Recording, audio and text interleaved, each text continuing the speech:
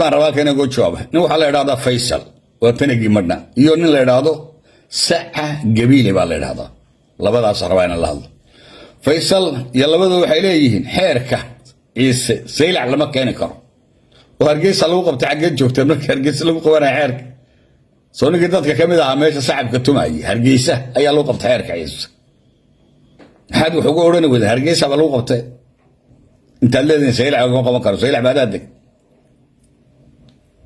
كل قلبة فيها جلدة قلب كستو سميسان با درباحة أيا الليدي وحكو سقنانا إن ليدن درباحة مركي عنو قوان دقالما إنا سنة محين إن هيلين إن إيديك إيدين هيلين إن وليبا وندي قرب شوقنا إيديك أدوكو واحد هايد بصاص فقش بعض يدوح اللي ورجر إياد هايد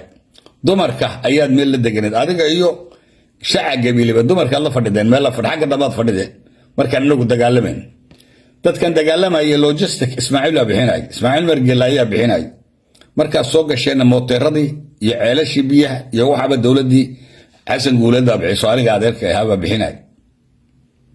ma baydaan jirteen hadaanu Xasan Guuleed iyo Ismaaciil ayna jirin ha jirteen dadkii in garab joogsaday ee la dagaalamay ee logisticada in ku taageeray anaga yahay maanta lama oran karo wax kale wadaan وحيرك واحد كلوس انت لما اورن كرو انغا انا لا نوغا بقي كرو Somaliland waayo anaga dhigayga ku maqan dhigayagi iyo dheecaankayga dhaqaalahayga halkaas ku baqaya dadkayga waa ku dhintay oo u dhintay kuwii ku soo duuli lahaa anagu ma nihin maanta lanaba oran karo anaga Ciisa ku soo duulaya Somaliland lama oran karo waa ka awood badan yahay Ciisa inuu jawaab soo sameeyo uu ka awood badan yahay haba yaraatee marka Ciisa waxa ma sameeyay Ismaaciil margelena waxa ma sameeyay dadka xeebta laba iman kara leeyahay Ismaaciil margel Ciisiya Samaroon isku wadarinaba yaraatay soo wax shaqo ku leeyahay ma jirto waa dhaqan weeye waxan meesha waxa la keenaya buugan la keenaya waa buugi bar hore la furay waa ka sheegay Cabdullaahi Xaaji waxa weeyaan waa feestadii buug oo la leeyahay walba ka qaday waa intaas marka adigu Faisal baan sheegay yaa ninka kale maxaa Saca Gabiile la yiraahdo inaad aamustaan baa fiican waayo hadii kale annaga noo yeereysana noo keenaysan Faisal wuxuu yiri Itoobiya maxaa kilalka Soomaalida ayaa laga soo duulaya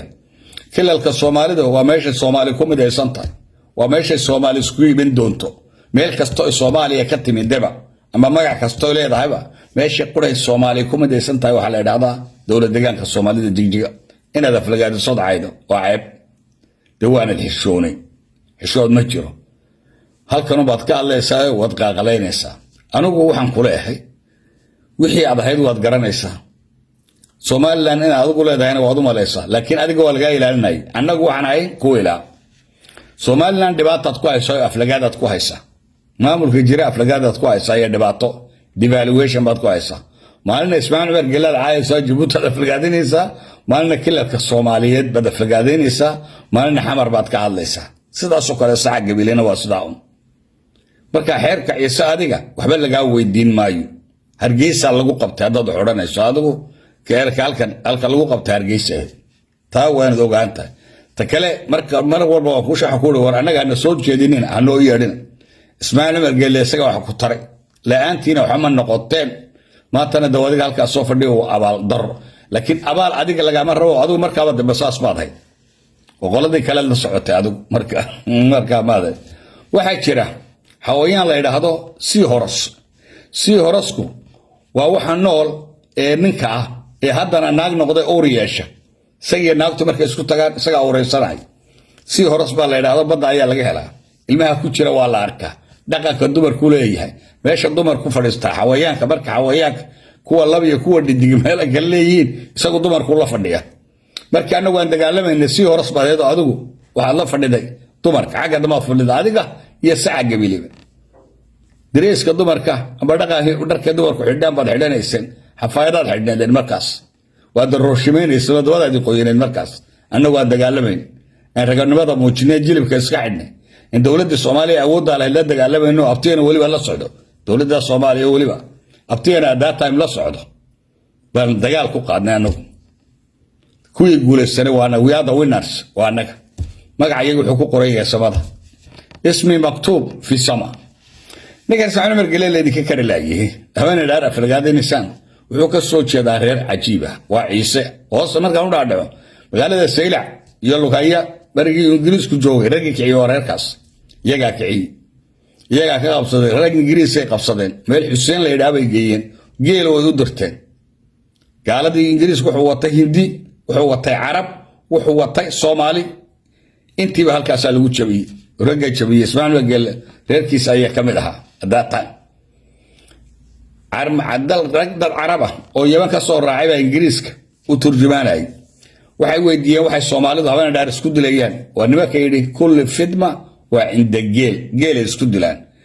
markii dambe waxay dhaadeen waan rogaal celinaynaa oo dad kale naga qabsaday baan ka soo qaadaynaa dadkii reer miyiga ah ee qabsaday gaangiskii Ciisa Carabtu waxay dhaadeen hada huwa Abdullah Gadiid xarbahum shadiid tagimayno dagaalkoodu waa halis Abdullah Gadiid baa la yiraahdaa waa qoyska uu yahay Ismaaciil Cumar Geele yaawi Ingiriiska soo garanay adiguna halkan aad wax jabaysaa Hargeysa adoon waxba hays iyagoo all the possibility ay u banaantahay awood military iyo awood ciidan iyo tu dhaqaale iyo tu siyaasadeed bale ayada tamaalin balkan ka afladayso taa maxay keenaysaa maamulkii Cabdiraxmaan bad dhibaato u keenaysaa maalin waxa ayaysa qoladii maxay ahayd kilalkii Soomaalida dawlad deegaanka Soomaalida maalna waxa caayaysaa Djibouti maalna Soomaaliya all waxay leeyihiin feedback waxa la dhaabay leeyihiin anigu waxaan ka hadlay nin halka lagu qafaashay magaalada la yiraahdo wajaale lagu aftuubtay oo la xidhay baan ka hadlay waxa ninka soo daay ma haysan kartaan reer la haystana ma soo daaya imaamad soo saara xaal ka bixiya idinkoo wada keena waana la keenay waana naasinti marka ninka haysan karaysa la qabsadaa laakiin niman haysan kareen lama qabsado taa waa inaad ogaataa waxba markaa dhibaataha u keenin maamulkan Cabdiraxmaan dhibaataha u keenin ugu dambayn aniga abtiyaashay waxaan leeyahay annaga dhiigiina waa naga xaaraan in dilkiinuna waa naga xaaraan inaan aflagaadayna waa naga xaaraan wax dhaca maaha xaqiiqa dhici mayso haddaad idinku tiraadaan dhiiga Ciise waa xalaal oo inaan dilaayo waa xalaal oo inaan caynaayo waa xalaal dhulkooda inaan ka saarnaano waa xalaal anagu waxaan leenahay ma dhici karto abtiyo inaan caynaa waa naga xaaraan oo ma dhici karto oo dad faamilaan ah dhiigoodu waa naga xaaraan dhiigoodu waa naga xaaraan dilkoodu waa naga xaaraan dhulkoodu waa naga xaaraan inaan sheegno inaan gardarro ugu tagno waa naga xaaraan xeerkana waa xeer dhaqana waa tii Hargeysa lagu qabtay idinku waxaad u jeedaan ma garanaya Faysal iyo saca gabileeyo way ka qadeeyeenba Hargeysa ka cunteen Hargeysa lagu qabtay xeerka Ciise Hargeysa lagu qabtay caasimadda Soomaaliland baa lagu qabtay oo cid walba ka joog halka laga hadlay waad joogteen maxaa u dhaxeeyay markaa Hargeysa Saylac what's the difference anagu ma garanayna dad waxaar baa meesha lagu qabanayaa xaflad baa la qabanayaa sidoo Cabdalla Shaaji sheegay party baa lagu sooynayaa xoolaha la cunayaa waa la qadaynayaa waa la quraacanayaa waa la casheynaya dhar baa la bixinayaa wada dhaqaale soo kordhay dadka meesha degan dukaanada kule maqaayadaha kuna investment bay helayaan injection bay helayaan barwaaqay galaya saddexda cisho iyo inta ka soo horeysaba dad baa imanaya dad 10 kun oo qof ka badan baa imanaya oo cunto doonaya meeshaas maxaa imanaya maalgelin baa imanaysa dhaqaalaha imanaya dukaanadii iyo maqaayadihii iyo baabuurtii qof walbaba u shaqaysanaya u dhargaya marka wax dhibaato meesha ka jirta ma jirto waxa lagu aflagaadeeyana abtiyo ku caaytamana garan mayna waxa oran Ilaahay soo haday abtiyo Ilaahay soo haday dagaalkan wado dilkan uu sheegayo waxaan ka hadlayo caydan caynkana caydani waa siyaado waa extreme asaankii way maraysaa qofkii telefoon istareerkiiba waa caytabaya waxana joojisaan baa idinkana idinka rajeynaya caydan inta faraha badan leh dad family atihiin oo aan sida u kala baxayn alcaaysan aniga ceeb ayay ila muuqata aad baa idin salaamaya maal kasta oo dunida joogtaanba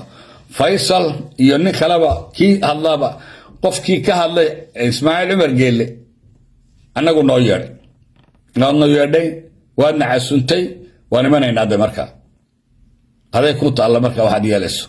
that's my warning ina la soo hadal qaadi waa lama soo hadal waa amiir waa oday Soomaaliyeed oo geeskan Afrika madax ka